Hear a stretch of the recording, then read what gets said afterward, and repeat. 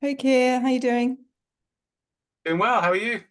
I'm all right. Yeah, just got back in from a very grey and rainy run. So I'm, you know, rolling on summer. I'm just willing it back again. Yesterday was such a gorgeous day. So Yeah. Well, I'm jealous of you because you're by the sea, so at least you can get out to the beach. I'm assuming when the weather's I good. can actually. I'm 10 minutes from the beach. So I'm in St Leonard's, Hastings Way on the East Coast, and Keir is in Bath. So you're not far from the coast either, are you? You said short drive to the coast from where you are. Yeah. Yeah. You're probably like 30, 40 minutes, depending on the route, to some water. Yeah. So yeah, by the coast today, but it's lovely in the summer, but it's a bit grim in the winter. So I think if you can get to that point where you can have some time out as well and go abroad, escape for the sunshine, that's a good balance. Sounds ideal. English Riviera. Okay, welcome. So Kia is a business consultant and coach who supports agencies and app companies in the Shopify ecosystem. So he spent 7 years working at Shopify and then decided to go solo and start his own business supporting founders and companies that he'd met during his time at Spotify.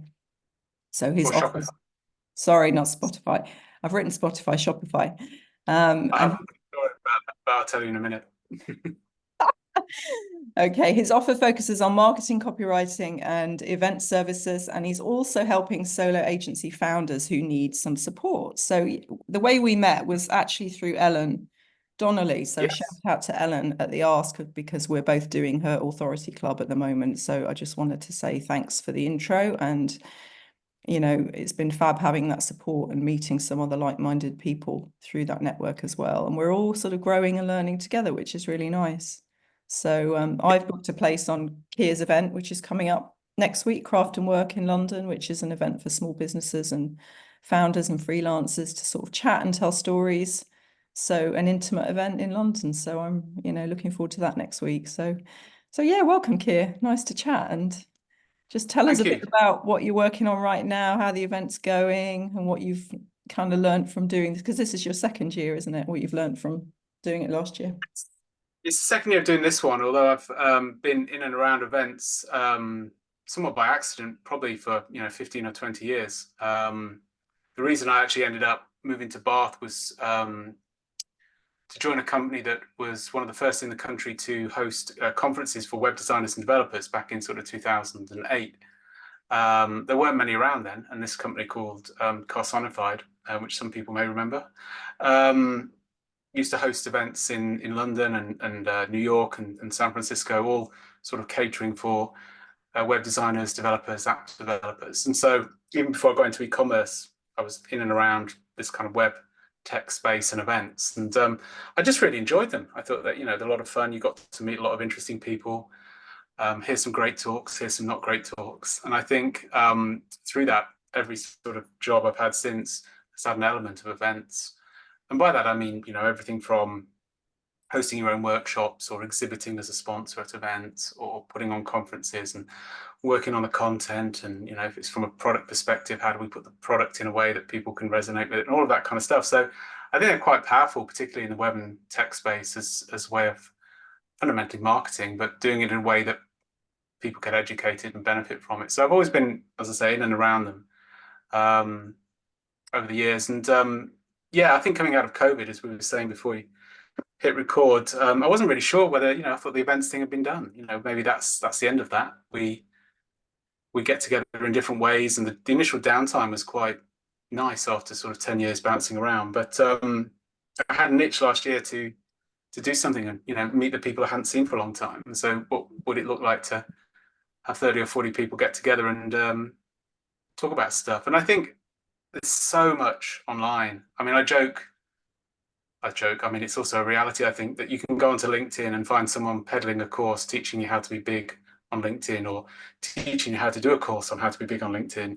And there's always these so many right ways that we're told to do things. And I think it's just a lot messier than that. And that was really uh, the sort of driving force behind the event. There's two sides: the craft, the bit that you want to get good at, the skill, your expertise, and the work, which is the business bit. And especially when you're solo or small team, you have to do both really, really well, and it's hard. And what worked yesterday might work today, but probably won't work tomorrow. So why don't we all get together and share our war stories and learn from each other? So yeah, that was the sort of beginning of it.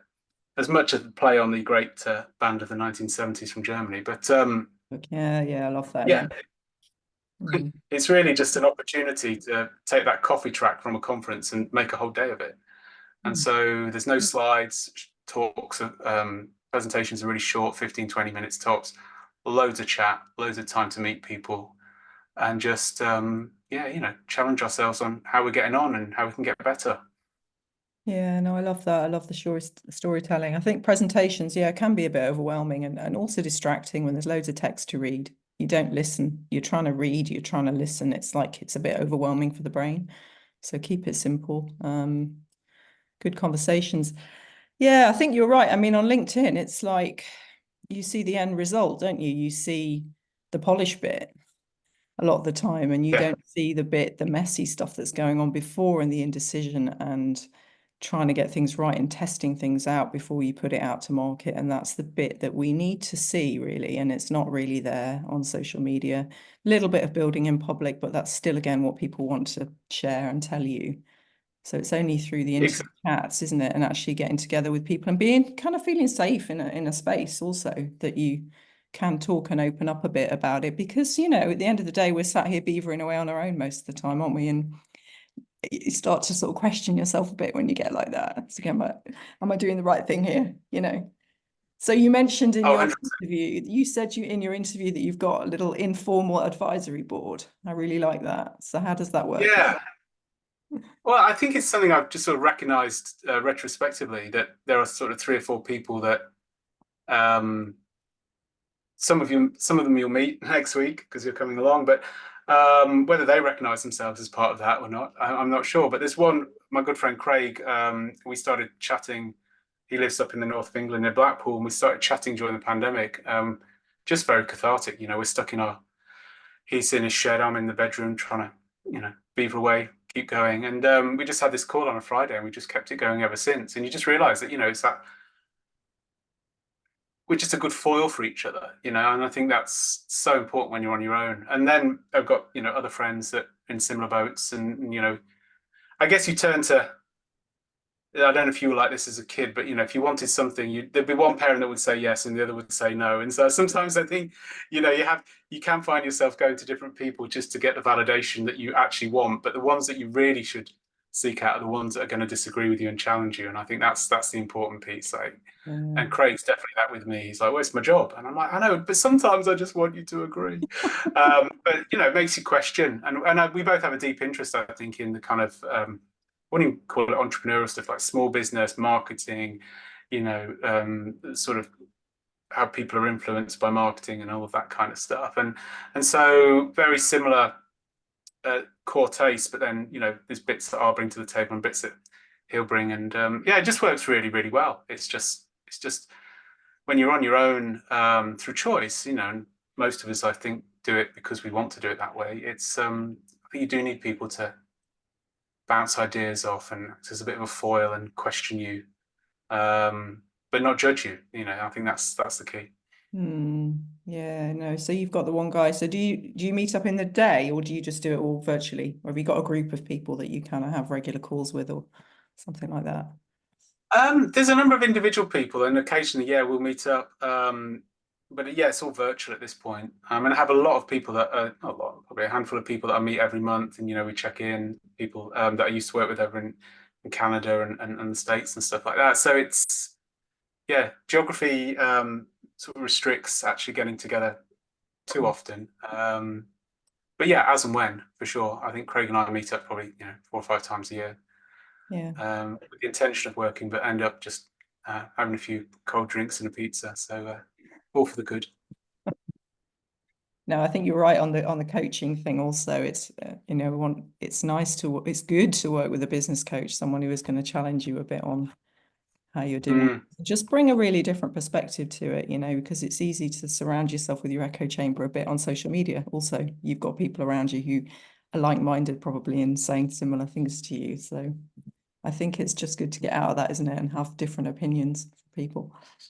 Yeah. Yeah, I'm really not that social on social media, and you could argue it's something uh, I should engage more with, but I've always found it. Yeah, I don't know why it's never gelled, even though I was obviously around when it all began and became the thing. But yeah, I'm not really. I mean, some people, I'm amazed by the output of some people, particularly on LinkedIn. Yeah, I think Um, choosing one platform, but LinkedIn still feels a bit performative. You still feel like you can't really just, like on Twitter, you could be a little bit less informal and you could just ask a question or say something really silly or just put a thought out there. I don't feel like you can do that on LinkedIn. It's not really, it's too long. It's like I don't know, it just feels a bit more formal, I suppose, the way the UX is and the way the platform's set up. It's not as spontaneous as Reddit or Twitter, so I don't enjoy it as much. But I'm there because everybody's there. I mean, it's the kind of granddaddy of social media, isn't it? It's like 20, 25 years old now or whatever. oh well, yeah, yeah. And I think it feels like it's reached well, it could be my perception of it, a bit of a fever pitch in the last sort of 5 or 6 years. I guess as stuff has happened at the other social networks, but people have gravitated more to it. Yeah, But they have. I yeah, think they've also put some investment into creators and to attracting a different kind of people onto the platform as well. So it's not just HR and job stuff anymore. They've tried to broaden it out and be a content platform, really, and it has yeah. worked. They're bringing in new tools all the time to help people with that side of things.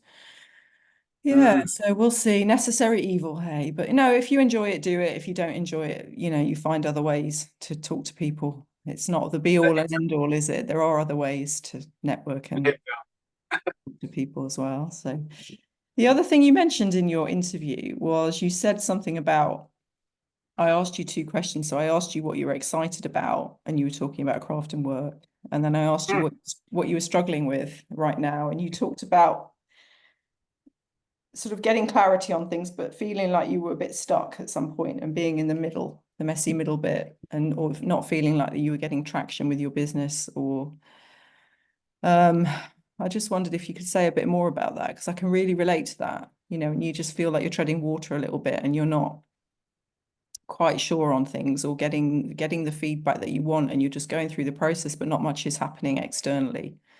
So how did you break out of that?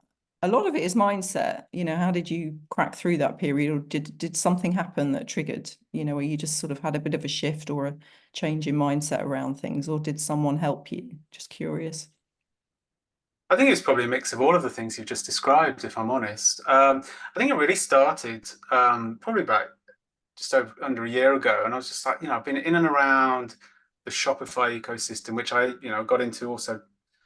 It was never intentional. It was a brilliant experience, but it was never, part of the plan. Not that I've ever really had a career plan, but and then did 7 quite intense years there. I joined in the first 100, and by the time I left, it was like 6,000, and I moved teams 3 or 4 times. I just felt I was getting a little bit lost in the organizational chart. I had quite a lot of autonomy at the beginning, and obviously as the business grew, you have to specialize a bit more, and a lot of change and more layers and so forth. And particularly working from the UK for a Canadian company and traveling over, it was a lot of travel and you know doing events around the world, all that kind of stuff. So yeah, I was ready for a change, and I knew that I wanted to stay in that space. I think when I left at the end of 2018, and 2019 was pretty good. We I collaborated with a bunch of people, did some really good stuff, and was feeling good about it. And obviously, 2020 was a little bit different, as was 21, 22, and it was a bit more scrappy. The homeschooling children and taking a bit of time out. Because my wife was working for the NHS at that point, and she went from like 3 days a week to 6 days a week. It was very, very weird time. And I think we did some good work, collaborated, as I say, with a few people, lots of projects, helping a lot of sort of founders. But I think I came out of sort of 23 thinking it would be like, oh, okay, feels like that's kind of in the back mirror now. We can look and think, okay. And I was just kind of like, oh, well, I had all this time, and I probably should have done this thinking, but is this really what I want to do? Is there something else? Do I need to, what if the next sort of 10 or 15 years I'm fit and healthy enough to work? What do I want to do? And I think it was the first time I'd really kind of questioned what I was doing. And I think it's a privilege to question it, right? It's like But as I said, if you've got the agency to decide, then why not do the thing that you really want to do? But I think I just sort of wound myself up in a bit of a circular thinking that I wasn't really sure what it was, and if it wasn't this, well, what is it? And I think, yeah, so I kind of carried on, but not with the conviction I think you need when you're solo to go and hunt out new contacts, new business, make connections. And so it kind of just progressed for a few months. And there's only so many times you can rewrite your website and make yourself, well, I've done something, I've done this, maybe I'll present myself in a slightly different way. I could work with these people, or I could try and work with these people. But I think fundamentally, the shift came when I was talking to someone. I was saying, yeah, I've got this desire to kind of work with people who aren't in e-commerce, because I don't really do the tech anymore, and I've been in and around it. Maybe I want to change. And they were like, why? What would be the difference between working with a graphic design agency founder or someone who's in e-commerce? I was like, well, that's a fair point. Like, what would be the difference other than it would just be slightly different for me? And they said, plus, why would someone pick you for that? I was like, what do you mean? They said, well, you've got all this backstory and history and knowledge over here for this particular area, which is a big ecosystem. It's growing. It's a lot of people know you in it. So why would you just throw that out? I was like, yeah, so that's a really great point. So I thought, well, I'm thinking, and then I was relaying this conversation with some other people, and they were like, yeah, I've been telling you that for months. I'm like, yeah, I know, but I don't know why it took this other person to say it to make it click. Maybe the timing was just right. So I think I just kind of just thought, okay, well, for want of anything different to do, let's go back to where we started and just try and help these types of people with these types of problems. And yeah, so I think it is a privilege to get people to work with you and help them and see the changes you can help them achieve. So yeah, I've kind of just sort of refocused on that really. And I think there's a nice sort of mix of things with the event, which is a little bit broader. It doesn't have to be specifically ecom or Shopify, even though people who are attending might be from that space, or at least some of them. And we've got the sort of consulting and the coaching. So it kind of fits neatly together. But I don't know, maybe I just needed that time to get those thoughts in order and then, say, okay, well, that was interesting. Let's move on now. I think it's just getting a different opinion, isn't it, from someone? It's really hard to see things when you're so close to it and you're in it every day. And sometimes it can just be the smallest thing that someone says to you, or it just gives you a different perspective on it, or can see things that you can't see, strengths or, outside of your business. Do you feel like you've got, because I hear a lot about a spiky point of view on LinkedIn, where's Cal and her spiky point of view? And I feel like you've got to have your spiky point of view on your industry, like how it runs and what could be done differently, or something that people disagree with you on. And I meant to ask that actually, do you feel like you've got that in your, or ways things are done that you don't agree with? Or I think about this a lot, It's a really interesting take, isn't it? And I guess potentially, would we have called that the kind of the USP, the unique selling point, that point of differentiation, that point of like seeing something differently to the market?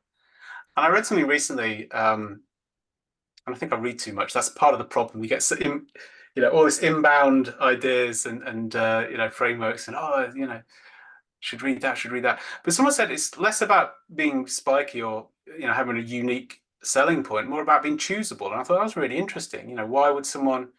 Because the markets are the market. We all do very similar things, and so I believe it's very, very hard to, you know, it's wafer thin sort of differentiation to some degree. So it's more about being choosable. I thought that was quite interesting. And then the article went on around, well, why would someone choose you over someone else? And it could be that they just vibe with you, they just like you. You're the way you presented yourself, and maybe it's not about being spiky. Maybe it's just about just being choosable. And I thought that was quite interesting. Yeah, I know we're referencing that, of course, from the work we're doing with Ellen, who you talked about at the beginning. And I struggled with that bit, to be honest. I really did. I think that's perhaps I'm not contrary enough. You feel like you've got to have a really strong opinion on things, don't you? Sometimes it's like what you see on social media, and you've got to present yourself, and you've got to be like you have this opinion on stuff, and you're not necessarily going to have an opinion on everything. So Yeah, and then I've Yeah, heard other people like Rosie Sherry, who's, really strong in the community space, and she just said in one of her tweets that my strategy is being nice to people, and just just helpful and nice, and people actually like working with nice people who are not going to give them, they're going to get the job done, but actually be a pleasure to work with. So I think it's about being yeah, a partner, being, if you're working in content, whatever, being a partner to whoever you're working with, and going the extra mile a little bit as well, offering something, maybe thinking about things or offering something else that's beyond the scope of what you'd agreed to do, but just being human at the end of the day, isn't it? yeah. It's funny. I was listening to a podcast recently. Keep the refrain. I've read a book. I've listened to something, and it was just this guy called Will. I've got the book over there.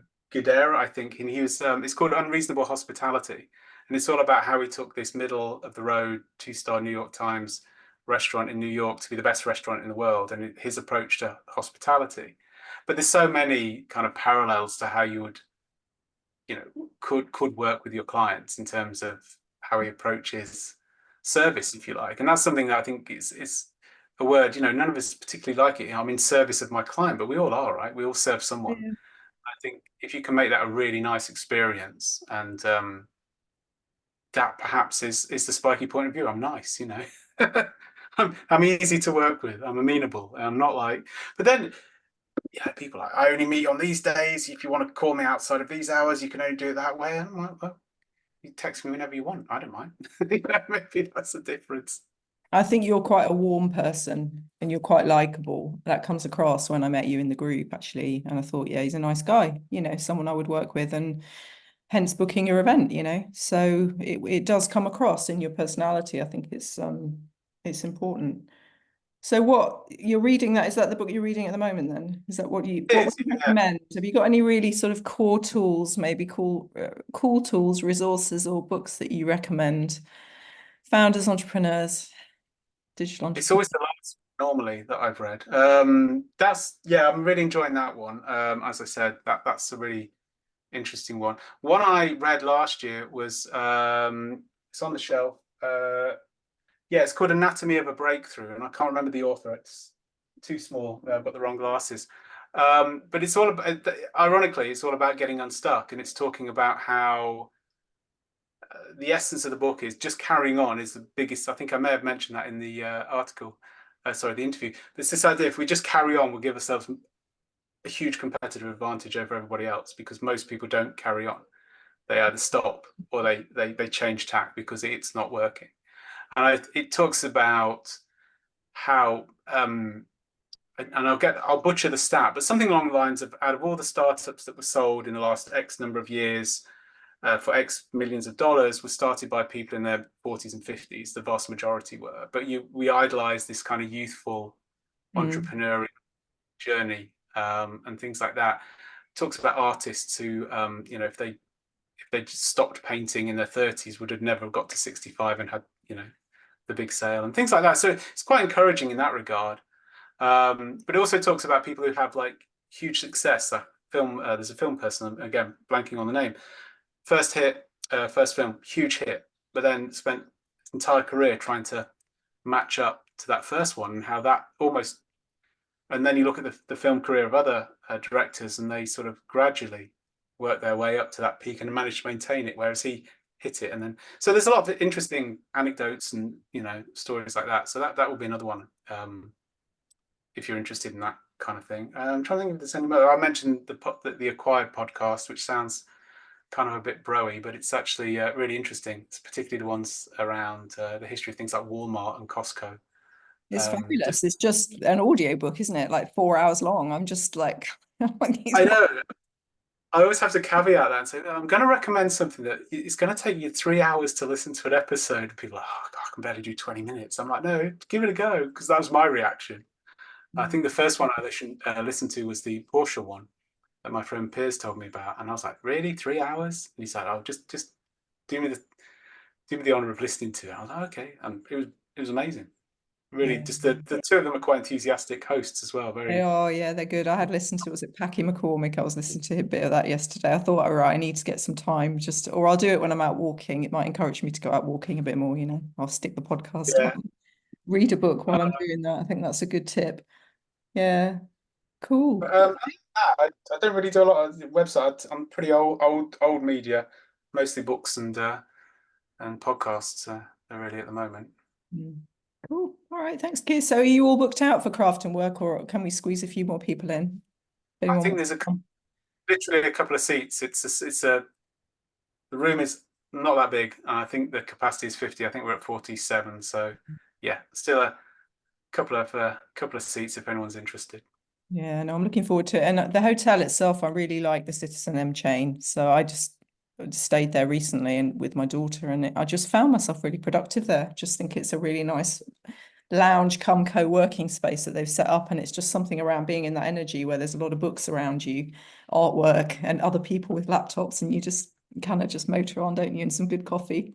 It's Did you actually try taking one of the books off? Because I remember when I was growing up, pubs went through that phase of having bookshelves full of books, but when you actually got close, you realised they kind of cut them in half just so they would fit in the recess. They No, I weren't did actually take real. them out. I did. They've got like a whole, they've got all the arty big coffee table books on the side. Mm. They've got one about the actual hotel chain itself, which I really liked. It was all the stories of the people who Oh, they interesting. interviewed at Citizen M when they were doing all the different hotels, and they just profiled a load of creative people. It's a really cool book. And Mm. the other ones, they've got like a whole row of old classic fiction, like all the old Orange Penguin novels. So like all the classics. Penguin. And people were just wandering by that bookshelf and just taking them up to their rooms. And Julietta Oh, said that's to great. me, I said, I'm going to take these home. She was like, you can't steal the books. She made Was me it put it back. the orange one novels? The green ones were something else. They had blue ones, didn't they? They were color coded. I can't remember what Got the all the scheme was. classic novels there, which I thought was a really nice touch because it's like you're bringing in the old and the new, and then they've got all the modern art everywhere, obviously. So it's yeah, it's well thought out, and the papers and you feel like you're kind of yeah, just the people I got chatting to. There were some interesting guests there as well, so it's a good place to hold events. And I said to them on the way out, can I come back here and use this space? And they said, yeah, you can come and use it for work co-working if you want to. They've got like a day pass. So if you want a nice quiet place to go and work, if you're in London, you don't want to use a cafe, which can be a bit hectic. You can just use these spaces for the day as well. So How good. does the day pass work? Have they got like a dedicated spot? I think they've got a dedicated spot in the London Bridge one, so it's on the Oh, side. But you could probably sit in the lounge area as well, and they were charging 15 quid for that if you wanted to use it for the day, which is reasonable. They've got a nice outdoor terrace bit as well. So yeah, you'd be quite productive working in there. Very chilled music, it's a nice vibe. Yeah, so I think they've just started doing that, offering that, obviously realizing that people want all these waifs and strays who work for themselves who maybe don't want to sit at home all day on their own or in cafes, which I don't actually find cafes that easy to work in, to be honest. Can't leave your used laptop, it's noisy, it's nowhere to, not always places to plug in, and they don't want you sitting there all day on your laptop anyway. So, yeah. I used to work at coffee shops quite a lot a few years ago, but I don't know. The last time I tried it, I was the one person with headphones on competing against about 45 iPhones with TikTok or something playing. I just really felt my age and just thought, I'm done here, you know, So have be you got gone. like a nice co-working space in Bath, or have you got places you go to get out and about, mix it up a bit? Um, there there was one closed down. There's a couple of like more corporate ones. There's one called Spaces, which Regis own, and I was in there for a while a few years ago, but it kind of the co-workers got kind of relegated because it was a communal space, and so a lot of the offices above it would come down at lunchtime, and you'd kind of get ousted a little bit if you came back. There would be nowhere to sit and stuff like that. So stopped doing that, and then no, I just tend to work from home now. Just where there are co-working spaces, it just gets very costly. I think it's three or Yeah. four hundred pounds for a desk and stuff like that. So, plus the other challenge, of course, if you talk to people for a living, um, you need your own office. Really, just you need somewhere that you can be private, and that's Yeah. particularly in this city is very expensive. I'm sure it's similar by you, but yeah, yeah, it's a constant challenge. One day I think I should get an office. Can I afford it? And the next day I'm like, get told, well, you've hated every other office you've ever been in. I'm like, yeah, fair point. I think the thing So is, when you're working for yourself, sometimes you can recreate the conditions that you had when you were in corporate, or if you did do that, you can just set yourself up with exactly the same patterns and habits. The office, and I stopped using my co-working space so much because I realized it's like an office. I thought I'm just coming to the same space every day, and that's not what I want to do. I want to have a bit of flexibility on where I work from. So a bit of home, bit of out, but try different places. So I've got some life around me and it's not all people doing the same thing as me, because that's also what you get a little bit in the co-working spaces. It's similar types of people, which is fine, so a mm, bit of a mix of the hot desking bit, and also they have an office space, and the one that I've got here, but it is pricey. If you're going to pay for the office, it's 300-400 quid a month, which if you're paying for it on your own is not really affordable. So and I also find, I don't know, it must be eyesight related, but I find working off a laptop increasingly difficult for anything other than email. It's yeah. because I can't see it, obviously, but it's quite a nice big screen here, and it's all have bits everywhere, and then you can kind of go to this little Yeah, no, thing. I learned my lesson on that. I did a content strategy project recently, and my God, I could not see what I was doing. I realized I need a huge monitor to do any Excel spreadsheet work or anything like that. You've got to have something you can scroll up and down. By the end of the project, I was pulling my hair out. I thought, I cannot do this on a laptop. It's just really doing my eyes in. So I've learned my lesson there. So you So need to yeah, invest in some decent kit, and you can't take that out with you to cafes or co-working spaces, really. I have seen that. I was in Starbucks in Bath once. This was a number of years ago. I literally walked in and did a double take because there were only like flex in there. There's one guy who's got this little monitor, and I'm like, I'm it fully was kitted out. Oh my it God. was just like okay, but yeah, no, I that's yeah. I think I've made my peace with it. I quite like my desk up here. It's yeah, Mm. it's nice enough, and I just think it's about getting out of the house and making sure you do other things. Yeah, I think so. Um, Yeah, going to have your meetings with people, have coffees with people, whether it's online or out and about, and just chats with other business owners. I think that's really important. Cool. All right. Um, what else was going to ask you? Anything, any advice you want to share? Sort of parting words or anything you oh, think? parting words. I think I really really struggle with your like bits of advice in the interview. I can't remember what I said. I think yeah, just read that. I can't remember what I put, but hopefully that was useful to someone. Yeah, I will. Well, thank you so much, Keir. Really, really good to chat, and I'm really, really excited, and I hope it all goes well. Did you manage to find an illustrator, someone to capture Um, the vibe of the day, which I think is a fantastic idea as well? my no is the answer simply at this point. Maybe not live. I think that was we. So for context, last year we had a sort of sketch artist come and sketch the talks, which was really interesting on these like big old party bags. It took me back.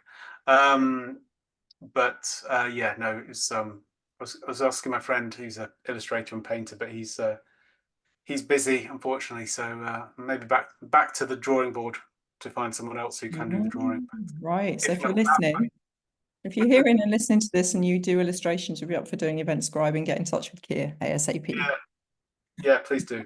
That'd be great. All right, Keir, see you soon. Take Thank care. you. Have a great week.